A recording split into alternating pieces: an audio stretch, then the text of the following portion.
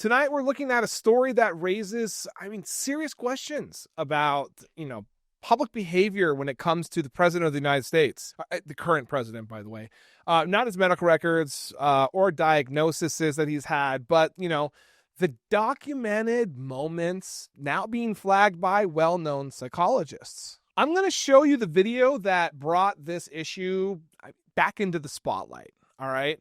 So the Daily Beast interviewed Dr. John Gardner, a former Johns Hopkins psychologist who has spent years studying personality disorders and late life, cognitive decline. He has not examined Trump, but he is speaking as an outside observer.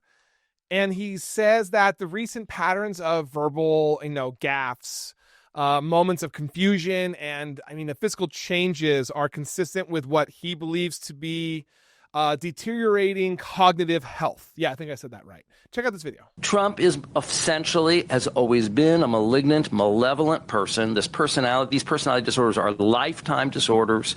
And in his case, it's actually an untreatable personality disorder. We believe that malignant narcissism is untreatable. When people develop dementia, they become the worst versions of themselves.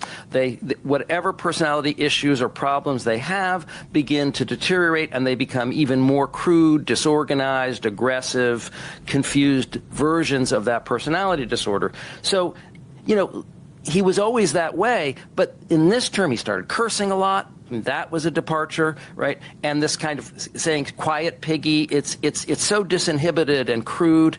And other ways in which he's been disinhibited and impulsive.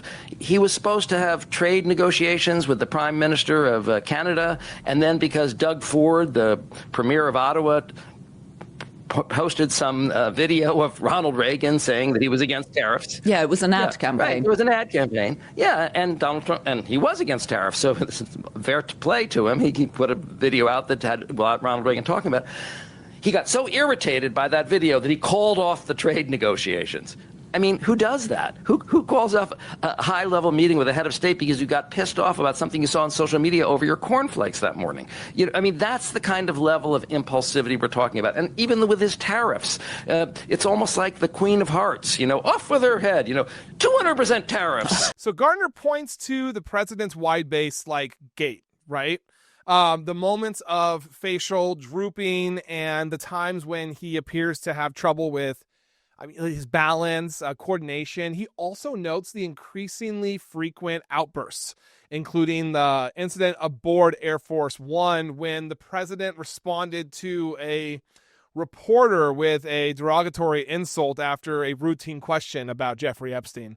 So Gardner says those kinds of abrupt, aggressive responses can sometimes reflect an underlying, issue. A loss of impulse control seen in certain neurological conditions. Again, listen, these are his professional observations, okay? They're not medical findings. This is just, again, an outsider looking in, okay? He's also notes patterns in decision-making. I think one example reported by the Daily Beast involved the president allegedly calling off trade talks with Canada after seeing the video that upset him. Gardner argues that sudden emotion, driven decisions at his level can be warning signs of impulsivity. Whether viewers see that as a strategic choice or a moment of frustration, the decision itself is a matter of, basically public record. So the president's niece, Mary Trump, a clinical psychologist, told the same podcast that she sees signs that remind her of her grandfather's early Alzheimer's symptoms. She's not diagnosing Trump, okay? She's just pointing out what she calls a familiar pattern, which is basically what this other gentleman is doing as well, okay? The familiar patterns of a speech and behavior. So here's what we can say, factually, all right? Multiple qualified observers, including psychologists and medical experts, have raised concerns based on public video and verified events. None have access to the president's medical records. Just want to put that out there, okay? None can issue a diagnosis from, this much of a distance, but all of them point to basically the same set of visible, documented behaviors that anyone, can watch for themselves. I mean, I talk about it on here all the time. And that is what makes like this story matter.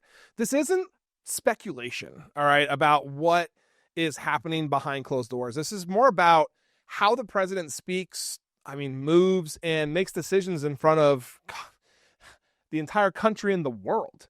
And when experts raise questions about whether those public moments reflect a larger issue, the American people deserve transparency. We really do. And we're not getting that. And these are like high stakes decisions from like the most powerful office in the world. And we don't have stability. We don't have clarity. And we don't have what appears to be sound judgment at all in the White House. And I think we need some of that. See you on the next video. Thank you guys so much for watching. Make sure you guys like, comment, and subscribe to stay connected and informed to the stories that matter, the people that matter, and most importantly, the truth. The thing that is so hard to find right now. And just so you guys know, I do the best that I can to answer the comments. So I really hope to see you guys in there.